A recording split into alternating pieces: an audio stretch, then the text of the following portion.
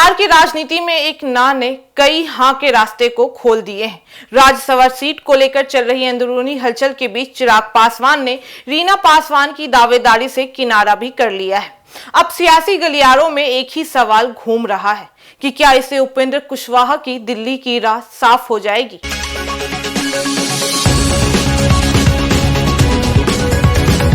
नमस्कार, मैं फरीदा गजल और इस वक्त आप जुड़े हुए हैं एक न्यूज 24 के साथ। देखिए, राज्यसभा चुनाव हमेशा शांत दिखते हैं, लेकिन उनके पीछे की राजनीति बेहद गहरी भी होती है। लेकिन इस बार भी बिहार की एक सीट को लेकर एनडीए के भीतर खामोश खींचतान भी चल रही थी। रीना पासवान के नाम चर्चा में भी था, लेकिन चिराग पासवान ने साफ कर दिया है कि उनकी ओर से इस दावेदारी को समर्थन नहीं मिलेगा। इस बयान के बाद से राजनीतिक समीकरण तेजी से बदले हैं और उपेंद्र कुशवाहा का नाम फिर से मजबूत दावेदार के रूप में सामने भी आने लगा है। दरअसल राज्यसभा का चुनाव सीधे जनता नहीं करती है, बल्कि विधायक वोट देते हैं। इसलिए यहाँ असली खेल पार्टियों के बीच तालमेल और राजनीतिक गणित का ही होता है। बता दें कि बिहार में एनडीए की स्थिति ऐसी है कि अगर सहयोगी दल एकजुट रहें तो सीट जीतना मुश्किल नहीं है। लेकिन सवाल यह भी है कि उम्मीदवार कौन होगा। रीना पासवान का नाम सामने आने के पीछे सामाजिक और भावनात्मक कारण भी बताए जा रहे हैं। बता दें कि पासवान समाज का हिस्सेदारी और पार्टी के भीतर संतुलन की बात भी कही जा रही है। लेकिन चिराग पासवान का इनकार यह दिखाता है कि वे अपनी पार्टी की रणनीति को आगे की दिशा में ले भी जाना चाहते हैं। उनका यह कदम साफ संदेश देता है कि उम्मीदवार का चयन सिर्फ सहानुभूति या दबाव में नहीं होगा, बल्कि राजनीतिक फायदे को देखकर ही लिया जाएगा। अब बात आती है उपेंद्र कुशवाहा की। वे लंबे समय से बिहार की राजनीति में सक्रिय भी रहे हैं और केंद्र की राजनीति में भी अपनी भूमिका चाहते आए हैं। उनका अनुभव, पिछड़ा वर्ग और राजनीति में पकड़ और गठबंधन के भीतर उनकी उपयोगिता, ये सभी बातें उन्हें मजबूत दावेदार भी बनाती हैं।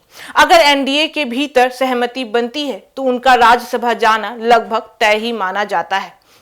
राजनीतिक नजरिए से देखें तो यह फैसला सिर्फ एक सीट का नहीं है, बल्कि 2026 और 2027 की चुनावी माहौल का संकेत भी है। एनडीए यह संदेश देना चाहती है कि वह सामाजिक संतुलन और अनुभव दोनों को साथ लेकर चल रही है। वहीं चिराग पासवान का रुख यह भी दिखाता है कि वे गठबंधन में अपनी भूमिका को हल्के में नहीं लेना चाहते हैं। वे चाहते हैं कि उनकी राय को महत्व भी दिया जाए और उनकी पार्टी को सिर्फ सहयोगी नहीं, बल्कि निर्णय लेने वाली ताकत भी माना जाए। बता दें कि जनता के नजरिए से देखें तो राज्यसभा की राजनीति अक्सर दूर की लगती है, क्योंकि वोट सीधे जनता नहीं देती है, लेकिन वहां जाने वाले नेता ही कानून बनाने और राष्ट्रीय मुद्दों को बहस करने में हिस्सा भी लेता है। इसलिए यह तय करना है कि कौन दिल्ली जाएगा, दरअसल यह तय करना है कि बिहार की आवाज कौन उठाएगा। इस पूरे घटनाक्रम ने यह भी दिखाया है कि गठबंधन की राजनीति में हर कदम सोच समझकर रखा भी जाता है। एक नाम हटता है तो दूसरा नाम मजबूती से जुड़ भी जाता है। एक बयान आता है तो कई समीकरण बदल भी जाते हैं। फिलहाल अंतिम फैसला अभी भी बाकी है, लेकिन इतना तय है कि चिराग पासवान के इनकार ने सियासत की चाल को बदल भी दी है। अब नजर इस बात पर टिकी हुई है कि एनडीए किस नाम पर मुहर लगाती है। क्या उपेंद्र कुशवाहा राज्यसभा पहुंचेंगे या आखिरी समय में कोई नया चेहरा सामने आएगा? जवाब जल्द मिलेगा, लेकिन अभी बिहार की राजनीति में हलचल तेज है।